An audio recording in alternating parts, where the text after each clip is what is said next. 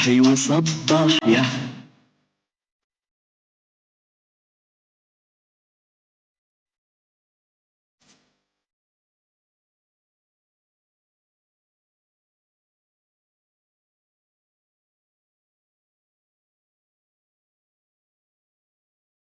عشان كده انا ربيت عيالي على التجاره وعلى نزولهم السوق وعلى تعبهم كده، عشان الفلوس اللي بتيجي بالسهل بتروح في السهل يا اولاد.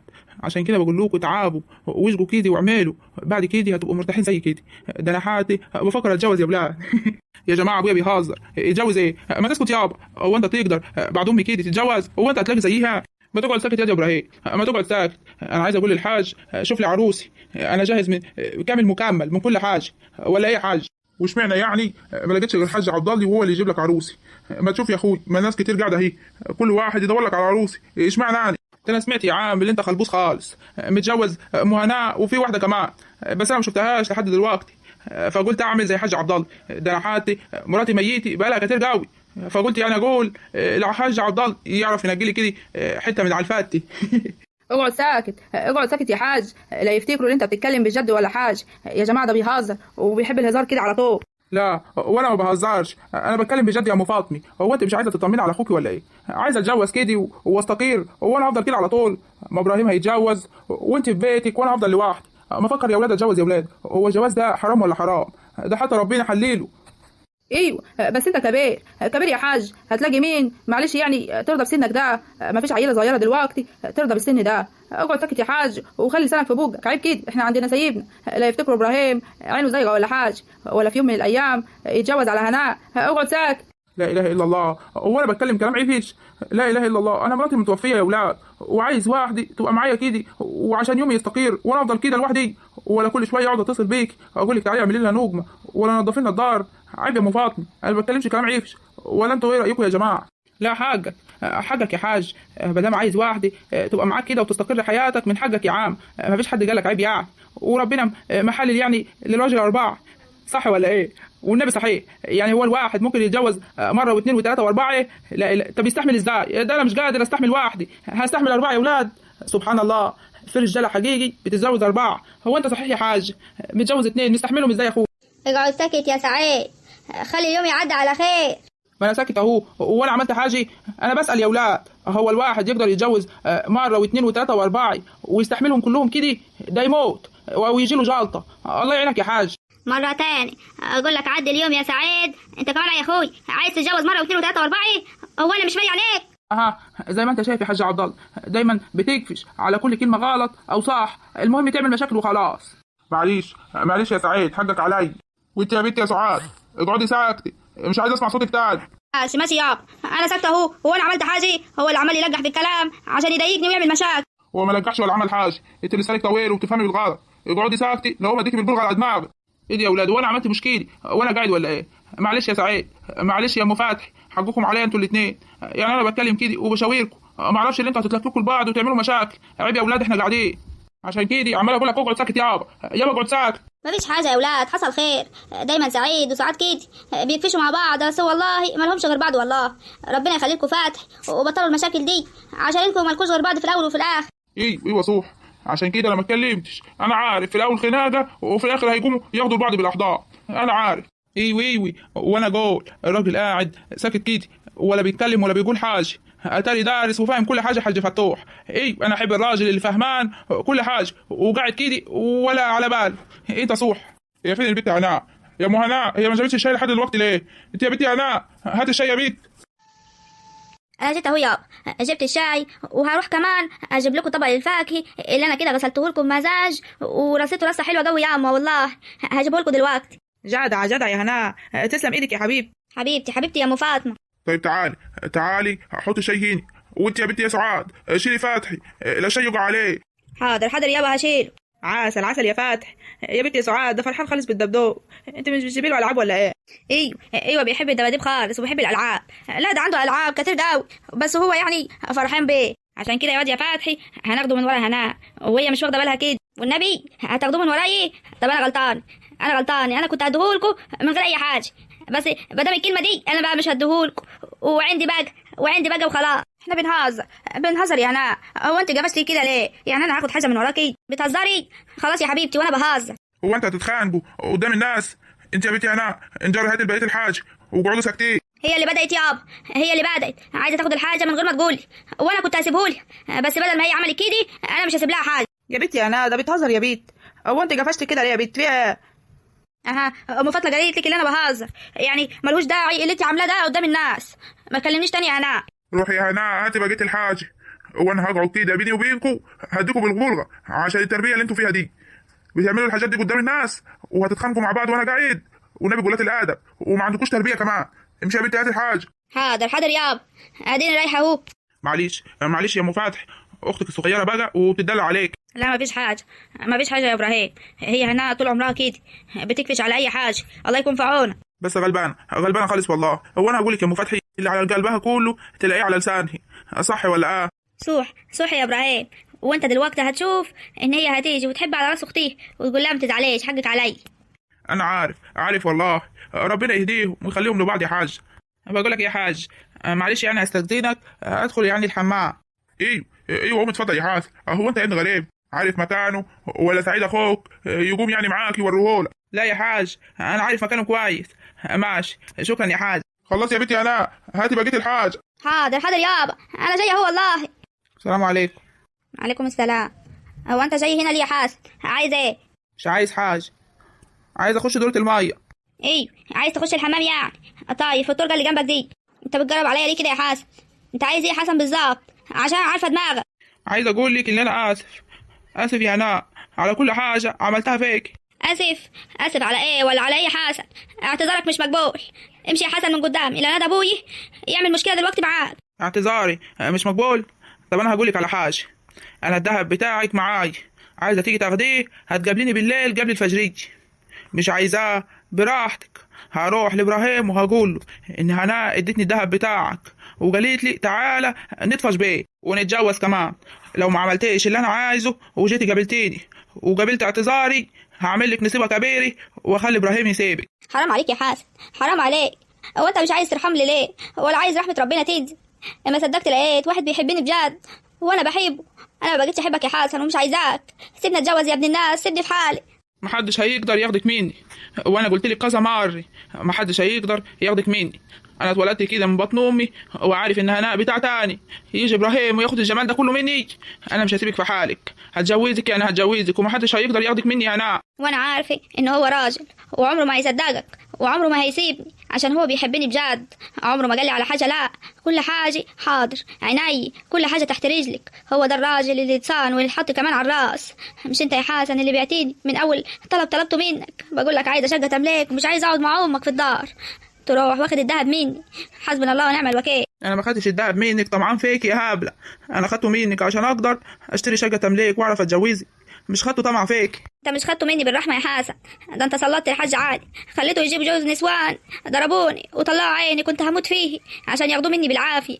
وبسبب الذهب دي احنا مديونين انا وامي فيه بفلوسه ومستلفين الفلوس، ورحنا للسايق وقلنا له احنا عايزين نفس الذهب عشان ما حدش يحس ولا ابوي ولا اي حد، عشان لو قلنا لابوي هيزعل معاك ويعمل خناقه كبيره، واحنا مش عايزين نعمل خناقه كبيره مع انا سايب اختي عشان نفضل حلوين مع بعض طول العمر. ابعد عني يا حسن، ابعد عني، انا شايله منك لحد خلاص ما تعبت وفض بي، وكمان ربنا يسدد ما علينا انا وامي. والله يا حبيبتي ما اعرف ان الحاج علي هيعمل فيك كده. هو قال لي سيبني يا حسن انا هجيبه بطريقتي، ما اعرفش ان هو جاب جوز نسوان وضربوك. انا ما اعرفش حاجه لحد دلوقتي، انا ما كنتش اعرف ان هو يعمل معاكي كده، ده انت اللي بتقولي لي. حقك علي يا حبيبتي. طب بصي انا تعالي قبل الفجريه خديه مني وانت مش هتشوفي وشي تاني. لا يا حسن، عشان الناس تشوفنا في الشارع ويروحوا يقولوا لابراهيم ان خطيبتك كانت واقفه مع حسن في نصاص الليالي. سيبني يا حسن، سيبني اتجوز تيجي الا فيه. خلاص براحتك يا انا كنت هديهولك، هعمل بيه ايه يعني؟ خديه وسد ديونك انت وامك براحتك اللي انت عايزاه. انا جيت اقول لك اني اسف وحقك علي وان هفضل احبك لاخر يوم في عمري. براحتك يا ما دام انت عايزه ابراهيم اتجوزيه وربنا معاك. ايوه بحب ابراهيم وهتجوزه غصب عنك وغصب عن اي حد كمان، عشان هو ده الراجل اللي يتصان ويتحط فوق الراس. ماشي يا اللي انت عايزاه، بس انا هفضل كده لحد اخر يوم في عمري، هتوجع اللي انت مع واحد غيري. ماشي يا هناء. هو الواد حسن كان هنا بيقول لك إيه يا بنتي هناء؟ ما كانش هنا اصلا يابا، ده كان في دورة المي. انا مالي بيه؟ ماشي ماشي يا هناء، بقول لك إيه يا بنت، هات طبق الفاكهه دي انا هحطه، وعايزك تروحي تتصلي بجمالات. اتصلك بجمالات ليه يابا؟ اما تتصل بيه وانا مالي. ما ينفعش، انا قاعد مع الناس ازاي يعني؟ هقعد كده واتصل بمراتي في التليفون. انت روحي يا بنت، روحي اتصلي بيه وقولي لها ابوي بيقول لك ما تروحيش عند بسيم، تعالي على الدار هنا على طول. انت اصلا ازاي يابا تخرجها النهارده؟ ازاي يعني تقول لك انا رايح عند التمارجي وتقول لها ماشي؟ المفروض يكون في ناس موجوده في الدار هي ما تتحرك. ازاي يعني يا هناء؟ رايحه للتماشي يا بنتي تطمن على نفسها، وعشان هي كانت تعبانه اقول لها لا مالكيش دعوه انت يا هناء بالكلام دي، هاتي طبق الفاكهه وروحي اتصلي بيه وقولي لها زي ما انا قلت لك كده بالظبط. حاضر حاضر يابا اللي انت عايزه. ايه الجمال ده يا بنتي يا هناء؟ ايه الطبق الحلو ده والفاكهه مرصوصي وشكلها حلو؟ ايوه اكيد شرفت ابوك. الطبق دي يابا انا اخدته من جمالات، استخدمت مني امبارح، كنت لاقيه عندها جوه في الاوضه كانت حاطه فيه الفاكهه، قلت لها يا جمالات هاتيه عشان اقدم الفاكهه بكره قدام الناس تبقى شكلها حلو كده، عشان كده يابا انا اتاخرت عملت زعج وخلاص. ايوه ايوه ايوه عشان كده يعني انا بقول اصل امك ما عندهاش الحاجات دي. ايوه ماشي، يلا روحي بقى، يلا زي ما انا قلت لك كده عشان انا مش عايزها تتاخر. حاضر حاضر يابا انا رايحه اهو. منورين منورين يا جماعه والله. والله انت اللي منور يا حاج. يا عم كفايه فاكهه كمان، انا بطني وجعتني بدل شربنا شاي، خلاص كده كفايه. على العموم حوطوا واللي ياكل ياكل. اكيد ده الفاكهه بتاعت الارض بتاعت حاج فتوح. حاج فتوح بيزرع زرع عسل، والارض بتاعته ما بتطلعش حاجه عفشه خالص. دوق وقولي رايك. ربنا يخليك يا حاج، كلك ذوق والنبي مش كلامه خلاص. طول عمري بجيب منه الخضار وبجيب منه الفاكهه، الله اكبر عليه جميله وطازه. ايه ما انا لسه بتكلم بيني وبينه اهو في شغل، وان شاء الله ربنا يصلح حالنا وناخد منه شويه بضاعه كده لابراهيم في السوق. ايه دي؟ هو مش في ناس كانت قاعده معانا هنا؟ ايوه ابراهيم وحسن راحوا فين؟ ايوه يا حاج كانوا قاعدين معانا، بس حسن نادى ابراهيم وقال له تعالى عشان عايزك في موضوع. موضوع ايه يا سعيد؟ هو عايزه في موضوع ايه؟ والله ما عارف يا حاج، بس هم اصحاب من زمان قوي، هتلاقيهم يعني عايزين يقعدوا مع بعض شويه. وانت مالك يا مهنا بتسالي في اللي مالكيش فيه ليه؟ ما تقعدي ساكتي. حاضر حاضر يا حاج، انا مش قصدي حاجه يعني انا قصدي يعني يجي يقعدوا معانا. ماشي ماشي انا ساكته اهو. حطوا بقى الفاكهه دي قدامكم وكلوا، وانت يا ام فاطمه ادي الحاج، وانت يا سعاد ادي حماكي وسعيد، وكلوا الناس كده، وانا هقعد مع القمر ده نلعب شويه. تعالى يا حاج، حقك علي انا خدت مكانك. لا يا حبيبي اقعد مكانك يا حبيبي، انا عارف ان انتوا بتتكلموا في شغل فقلت كده اقعد مع فتحي وحيشني. ربنا يخليهولك ربنا يخليهولك يا حاج، وعقبالي كده عقبالي ما اشوف ابراهيم متجوز كده ومخلف، ربنا يخليهولك. اللهم امين اللهم امين يا حبيبي. ايه كمل كلامك انا سامع. ايوه صحيح يا حاج، انا كنت عايز اسالك على حاجه يعني. اسالي يا ام فاطمه كل اللي انت عايزاه. كنت عايز اقول لك ليه يا حاجه جوزت الحاج عبد الله على ام هناء. ام هناء دي ست كم، ست اخلاق وست بيت وكل حاجه، ازاي يعني تعملي فيها كده وتجوزي الراجل عليه؟ اول هم يا ام فاطمه الحاج عبد الله مش عيل صغير عشان اجوزه غصب عنه يا حبيبتي. الحاج عبد الله واعر ودماغه كبيره وعارف كويس انني ببقى على مصلحته. انا من ساعه ما جوزته جمالات دي انا مش بطيقها ولا لحد دلوقتي بطيقها حتى والله العظيم. بس انا قلت تجيب ولد تشيل صلبه يا عيني، شايل كل حاجه لوحده وتشيل اسمه كده، وبعد يعني عمر طويل ليه ربنا يديه الصحه لينا يخلي باله من البنات. حاجات كتير كده كانت في دماغي. اما بقى ام هناء يا ام فاطمه من ساعه ما جوزتها للحاج عبد الله وانا اعتبرتها بنتي مش مرات ابني خالص، وكمان اختي وصاحبتي وعشره عمري واللي شايله داري ودار ابني، وعمرها ما قالت وحش ولا قالت حلو ولا عمرها اشتاكت ولا عمرها قالت تعبانه، وكل حاجه بتعملها وبتشرفنا قدام الناس كلها باكلها وشرباها ووقفتها كده في الدار.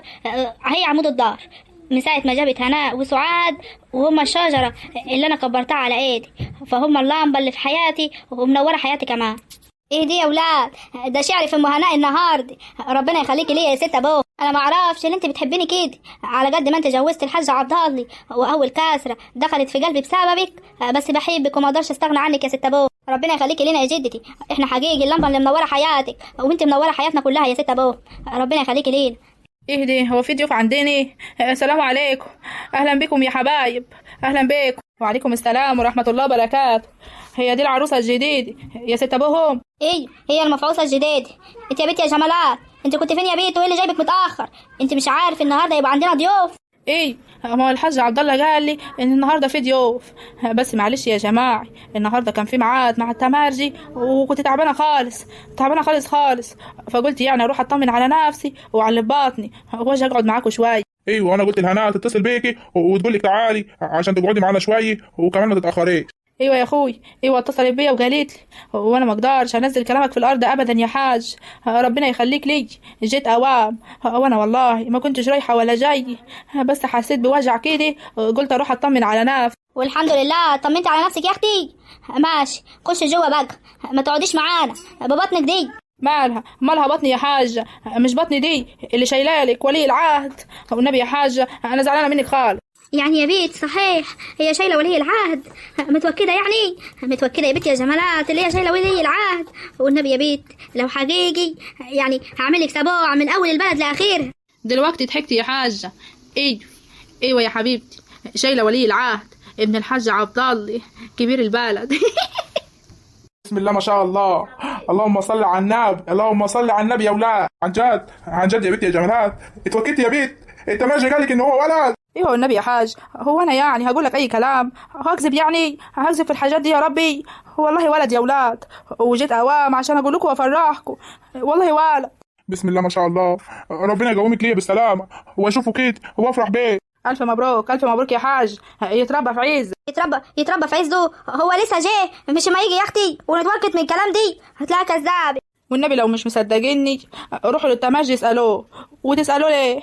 ده كلها شهرين وهاولت وهغيظ كل اللي بيقول لي اي كلمه عيفشه.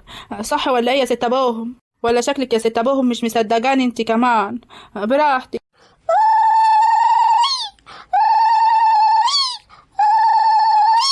ما شاء الله عليك يا ست ابوهم، في الزيت في اي زيطه كده تمشي كده وصدقي على طول. فرحانه يا سعاد. اشمعنى يعني جبت ولد وشال اسمي سعيد وهيشيل صلبه؟ استني بقى بس شوفي فتحي ما يكبر هيعمل معاكوا ايه. انا نفسي كمان اشوف ولد لابني شايل اسمه وشايل حسه في الدنيا وشايل عنه كل حاجه. اشمعنى انت يا اختي؟ انا فرحانه قوي قوي يا جمالات، واحنا على اتفاقنا بيني وبينك كده ماشي، نبقى نتكلم. روحي بقى يا حبيبتي نامي وريحي ظهرك شويه وانا هجيب لك الوكل لحد عندي. ربنا يخليكي ليا يا ست ابوهم، وعيش كيدي وافضل اسعدك كيدي لحد اخر يوم في عمري، وان شاء الله ما اولد اشيل كمان واولد واشيل كمان واولد واشيل كمان. ما شاء الله، وانت عندك صحه يا اختي تولدي وتشيلي كمان وتولدي وتشيلي كمان. ما شاء الله ربنا يديك الصحه. اسكتي يا ام فاطمه. ايوه تولد وتشيل كمان، تولد وتشيل كمان وتملى الدار كده علينا كلها عيال حاج عبد الله حبايب قلبي. ايوه يا جمالات، ايوه انا عايزه كده. من عينيا الاتنين يا ست ابوهم، بس انت بس اوفوا بوعدك لي وانا هشيل تاني واولد واشيل تاني وهملك الدار عيال. بس انت كده خلي في بالك احنا بينا اتفاق لحد دلوقتي ما وفيتيش بيه، يبقى نتكلم مع بعضينا بقى بعدين ماشي؟ عشان انا تعبان وكمان يعني عشان ما اوجعش دماغ الناس اكتر من كده. يلا حبيبتي سلام عليكم. ايوه صح. بعدين يا جمالات الكلام دي بينا سر مش قدام الضيوف كده. ايوه صح، بس انا يعني واخده ان الضيوف مش ناس غريبه، ده حبايبنا يعني. بس خلاص بيني وبينها بقى يا جماعه. يلا بعد اذنك يا حاج. اتفضلي يا روح قلبي عبد الله وعين عبد الله وروح عبد الله. ما تتحشم يا راجل عيب، الناس قاعده. ما انا ساكت اهو، هو انا عملت حاجه؟ يخرب بيت عقلك يا ابراهيم. والنبي ضحكتني يا واد. وانت وحشتني والله يا واد يا حسن، كل ما اكلمك تقول لي انا في الارض وبشتغل. الواد مكافح حال. والله يا ابني بقى في الارض وطالع عين امي، واقسم بالله طالع عين امي، وفي الاخر ابويا بيديني على جفاي، والنبي ده انا اللي هيديني على جفاه وهو مش عارف. باخد منه فلوس قد كده من وراه. يخرب عقلك، ما ينفعش يا حسن، حرام. يتقي الله. مش ما هو يتقي الله فيي؟ ده انا بقوم الفجريه وامشي بعد العصريه. بيطلع عين امي، بس باخد اللي فيه النصيب منه واخد اللي انا عايزه من وراه. يخرب بيت عقلك من يومك وانت شطار، والله العظيم ما حدش عارفك قدي. يا لهوي ابراهيم مع حسن دي نسيبها سود. خلاص يعني على اتفاقنا زي ما انا قلت لك، هتعدى علي بكره ولا بعده تقعد معايا شويه يا ابراهيم. ايوه ان شاء الله هخلص شغل زي ما انا قلت لك وهعدي عليه. بس يا ابراهيم بس. كلم يا ابراهيم، كلم، في حد بينادي عليك. مين اللي بينادي؟ ايوه يا نا، ايه اللي مطلعك من الدار كده يا بيت؟ كده ازاي يعني يا اخوي؟ اما انا طالعه بالجلابيه اهو. والنبي طلع بالجلابيه وسايبه شعرك كده مبسوطه بيه؟ خش يا بنت حط طرحه على دماغك، وانت جاي ورايا ليه اصلا؟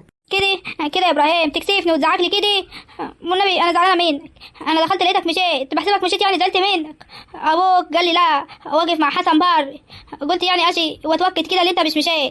واتوكيتي اللي انا مش مشيت؟ يلا بقى خش نجري على جو. انا هتوكل انا بقى يا ابراهيم عشان انا ورايا شغل. ماشي يا حبيبي؟ ثانيه واحده يا حسن، دقيقه واحده يا حبيبي. تمشي ايه؟ انا ما صدقت اقعد معاك شويه. ما سيبه يمشي. انت جاي يعني تقعد معايا يعني ولا جاي تقعد مع صاحبك؟ انت يا بنت اتحشمي في الكلام، يلا خش جوه. مالكيش في الكلام دي يبقى ما تتكلميش فيه. المصايب السودا دي، والنبي اقول لابوك الحاج. كده يا ابراهيم تكسفني كده وتجرحني. خش يا بنت نجري جوه، ومش هقول الكلمه دي تاني. حاضر يا اخوي، هخش جوه اهو. ايوه يا حسن، كمل كلامك انا سامع. يا ابني هو انا بكلم نفسي؟ ما ترد علي. كنا بنقول ايه؟ مش بنقول حاجه يا ابراهيم، وخلاص كده عدى اليوم. خش اقعد معاها.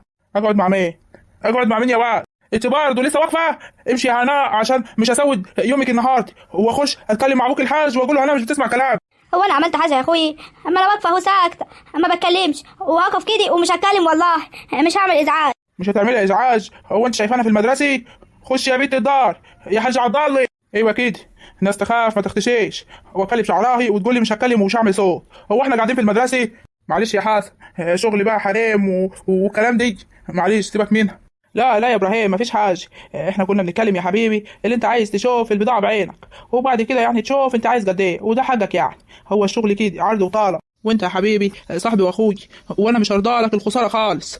فكلها يومين ورايح الغيط نلم المحصول كله ونجهز البضاعه للتجار، وبكده انت تيجي تشوف البضاعه عجبتك يا حبيبي شيل اللي انت عايزه، مالكش دعوه بابوي. مش عجبتك خلاص، كده التجار بتيجي تشيل الحلو والوحش وعايشين يعني وبنشتغل. بس والله ما فيش حاجه في المحصول بتاعنا بتطلع عيفشه، لان ابوي بيهتم بالارض وبيهتم بالزراعي اكتر ما بيهتم بعياله والله. ايوه صح كده، عداك العيب يا حسن. خلاص طيب ماشي، يومين كده وهجيت. ايوه خلاص يا حبيبي اتفقنا كده. انا همشي بقى يا ابراهيم، عشان في تجار لسه ما حصلتش الفلوس بتاعتهم لابوي، وابويا لو عرف هيديني بالبلغه. ماشي يا حبيبي؟ يا عم كبر دماغك منهم وتعالى نقعد مع بعض شويه جوه، هو احنا بنقعد كل يوم؟ معلش يا ابراهيم، سيبني على راحتي، عشان لو انا ما حصلتش الفلوس دي والله يطين عشت النهارده. وكمان يا عم اسيبك على راحتك مع خطيبتك هتديني بالبلغه وهي واقفه مش طايقاني، فعايز اسيبك براحتك بقى عشان تقعد معاها. معلش بقى، معلش يا حسن، والله هناء سنها صغير ودماغها اصغر منها، ربنا يهديها. ماشي يا حبيبي، ربنا معاك ويسهل لك يا رب. يلا سلام عليكم. وعليكم السلام ورحمه الله وبركاته. بقول لك ايه يا عم شحاته، وبعد عليا بكره عايزك. انت يا بنتي لسه واقفه هنا؟ والنبي يا هناء شكلك بدايتك عسل كده يا هناء. يا بنتي ده احنا لسه مخطوبين بقالنا يومين، انت نكد عليا كده. بقول لك ايه يا ابراهيم، انا ما رضيتش اتني لك كلمه ولا اتكلم معاك عيفش، ما تزعجليش كده تعال. لا، ولو قدام ابوكي هزعج لك يا هناء. ما ينفعش تطلعي بشعرك كده على طريق باربع، ينفع الناس تشوفك بالطريقه دي؟ طريقتي يا اخوي؟ اما انا كنت بالطريقه دي في الفرح، ما اتكلمتش ليه؟ انا قلت يوم وهيعادي، يوم خطوبتي ويوم الفرح بتاعي، وخليها سعيد، ويا واد ما تزعلهاش، ويا واد يسكت، وفي الاخر بتذلني اللي انا سكت. طب خلاص انا هخش الحاج عبد الله دلوقتي واخليه يسمعك الكلام. سكيت وتخليه يسمعني الكلام؟ بقول لك ايه يا ابراهيم، انت من ساعه ما وقفت مع حسن وانت مش طايقني. هو الواد ده قالك عليا ايه؟ والله ما قال عليك حاجه، وهو لو قال عليك حاجه ولا اتكلم عليك هو انا هديله الفرصه يعني؟ ما قاليش حاجه فيا بيت. مفيش حاجه يا اخوي، اصل من ساعه ما شفتني كده وانت مش طايقني، وانت جوه كنت زي العسل، عمال تقول لي كلام حلو وتغزل فيه، وهيني عمال تزعق فيه وعايز تعمل اي مشكله وخلاص. يبقى اسمه ايه يا ابراهيم؟ الواد دي قالك عليا كلام عيفي. بقول لك ايه هناء، ما تجرفنيش، انت دماغك ناشفه خالص وخلاص، طقت في دماغك انك تعمليها مشكله. انا هخش انادي ابوي وعمتي وامشي وافضها كده عشان انا خلاص تعبت. يا نهار اسود، تفضاهي وتمشي؟ خلاص يا اخوي حقك علي. يا نهار اسود، ده دخل لابوي. خلاص ياما استهدي بالله، خلاص ياما سيبيهم. حصل خير يا حاجه، ما تزعليش، ربنا يكبر بخاطرك. بقول لك ايه صحيح يا ام فاطمه، نادي ابراهيم عشان انا عايز اروح يا بنتي، انا تعبت خالص. يلا يا سعاد انا كمان عايز اروح، الجو اتاخر يا بنتي وانا عايز انام وعندي شغل الصبح. اصبر يا سعيد اصبر، هشوف امي. روحي يا سعاد، ومالكيش دعوه امك يا سعاد، مالكيش دعوه بي. امك مش هتفوق غير ما تمشي من الدار هنا. اوعي تقولي كده تاني، ده دارك يا حبيبتي. ما هو باين يا سعاد اللي دار امك شكلها اللي هتمشي منها. السلام عليكم. وعليكم السلام يا ابني. وعليكم السلام يا ابراهيم. لسه بسأل عمتك عنك يا ابراهيم، وبقول لها ناديه عشان عايز اروح. يلا يا ابني عشان الجو اتاخر وانا محتاج اروح. ماشي يلا يابا. هو فين الحاج يا ابني؟ خدته السنيوره وخدت 6 ابوهم كمان، كلتهم بالكلام وخدتهم ودخلت جوه. سنيورة مين وكلام مين يا حاج؟ انا مش فاهم حاجه. على العموم شكرا على العزومه الحلوه دي، وقولي للحاج اللي احنا هنمشي بقى عشان الوقت اتاخر خالص وانا عندي شغل الصبح. ما تقعد يا ابراهيم، انت عايز تقوم ابوك باي شكل وخلاص. اقعد يا حبيبي، هناء هتيجي دلوقتي وتقعد معاك.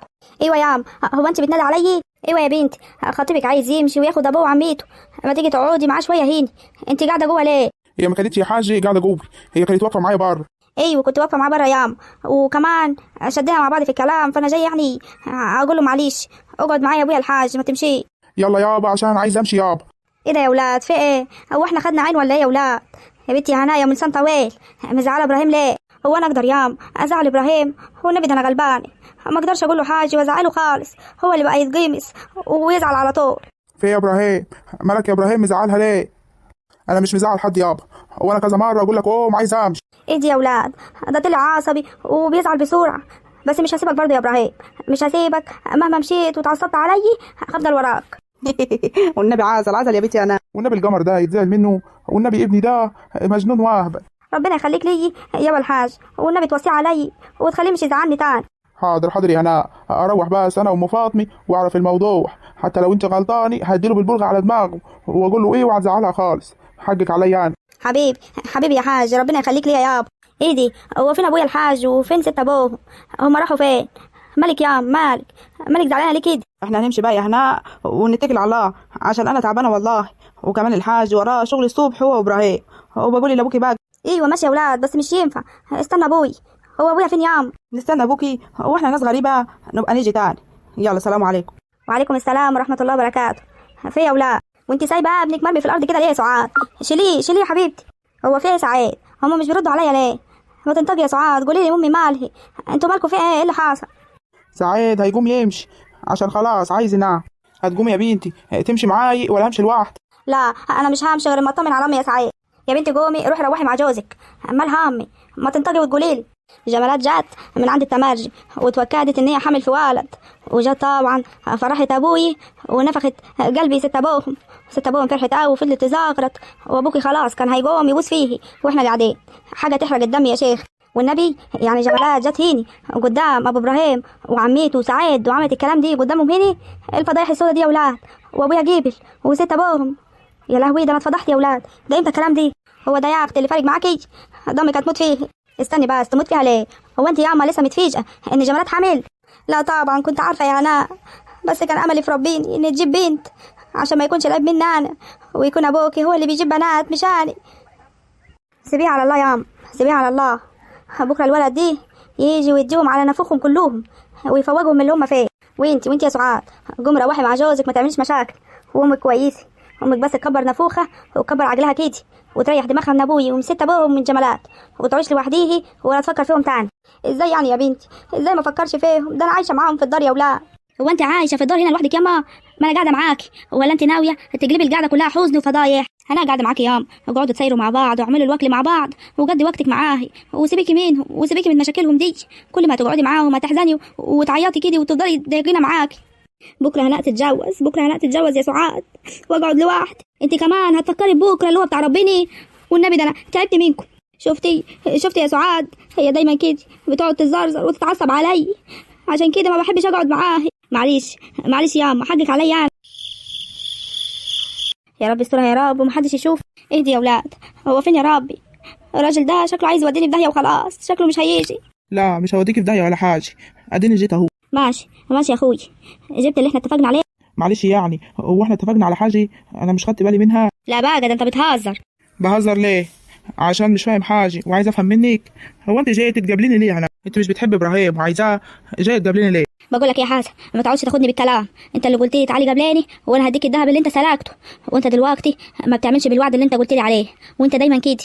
وانا غلطانه ان انا سمعت كلام واحد زيك وجيت قابلتك في نصاص الليالي. يا بنتي ده انا بحبك يا بنتي هناء، ولو ابراهيم راح ولا جه مش هيحبك جد يا بنتي، اتقي الله فيا يا بنتي، خليني افضل احبك كده، عشان لو كرهتك هخرب لك حياتك كلها. ما انت خربتها خلاص يا حسن، وانت لسه هتخربها؟ يا ابني حسبي الله ونعم الوكيل فيك، سيبني في حالي، ابوي ولا ابراهيم ولا حد شافني في البلد وقال لي اهلي هروح فيه. حسبي الله ونعم الوكيل، والله انا نزلت في نصاص الليالي يا ربي عشان اخد الذهب واسد مكان امي الفلوس. حسبي الله ونعم الوكيل فيك. خلاص يا هناء، انا جيت بس عشان اشوفك، يمكن تغيري رايك ونبيع الذهب ونشتري شقه ونتجوز، بس شكلك دماغك ناشفه. خلاص بكره ان شاء الله تجيلي في نفس المكان وفي نفس الساعه، وانا هديك الذهب وهوعدك مش هشوفك تاني. انت عايزني بكره انزل في نفس الساعه دي؟ والنبي حسبي الله ونعم الوكيل، بكره يا حسن، بكره هتجيب الذهب يا حسن، ومش عايزه اشوف وشك تاني. بالله عليك بالله عليك ابعد عني. خلاص انا بدل معادتك خلاص انا هخلعك من دماغي وهخلعك كمان من قلبي. بكره ان شاء الله هجيب لك الذهب وابعدك عن حياتي كلها يا هناء. ماشي، ويا ريت تكفوا بوعدك المرة دي. انا ماشي، السلام عليكم. وعليكم السلام. انت اللي اختارتي نهايتك معايا يا هناء، لازم اتعامل معاكي بمعامله عفشه.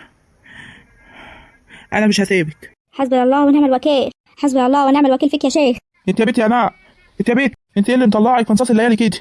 كنت فين يا بنت؟ ايه دي؟ ايه ده يا اخوي؟ خضيتني. خضيتك؟ كنت فين يا بنت انطاقي؟ ما كنتش في حته يا اخويا والله، ضمي تعبك كده ونزلت اجيب لها العلاج. تجيب العلاج؟ ما اتصلتيش بيا ليه؟ وفين ابوك؟ وابوك عارف ان انت هتنزلي في الساعه دي في البلد لوحدك؟ لا بصراحه يا اخوي، ابوي مالي مع الست الصنيوره جمالات، واني شفت امي كده اتسرعت عليه، فنزلت يعني اجيب لها العلاج بتاع الضغط. طيب وريني العلاج كده يا بنت، وريهوني. ما انا ما لقيتهوش يا اخوي، ما لقيتهوش. يعني رحت للتماجي لقيته قاف. وانت قبل ما تنزلي مش عارفه ان انت في الوقت ده هتلاقي التماشي قافل؟ والنبي يا اخوي دماغي وكلتني على امي، فقلت انزل يمكن الاقيه. انا همشي هنا عشان انا عندي شغل، وما ارجع نشوف الموضوع ده مع ابوك الحاج. والنبي يا ابراهيم، والنبي يا ابراهيم ما تقول له، والنبي يا ابراهيم لو انت بتحبني ما تقول له، انا نزلت عشان امي والله، هنزل عشان ايه يعني؟ بقول لك ايه، انا همشي لان الشيطان واكلني اللي انا اديكي بالقلم على وشك دلوقتي. انا ماشي. يا لهوي يديني بالقلم على وشي يا اولاد، والنبي ده انا جبت مصيبه ليا كبيره. حسبنا الله ونعم الوكيل فيك يا حسن. طب اعمل ايه يا اولاد؟ اقنعه ازاي ده؟ اقنعه ازاي اللي انا كنت بجيب علاج لامي عشان انا عارف ان هو مش مصدقني خالص؟ طب هعمل ايه في المقابله الجايه؟ قولوا لي انصحوني، انا هلحق اروح. يلا سلام عليكم.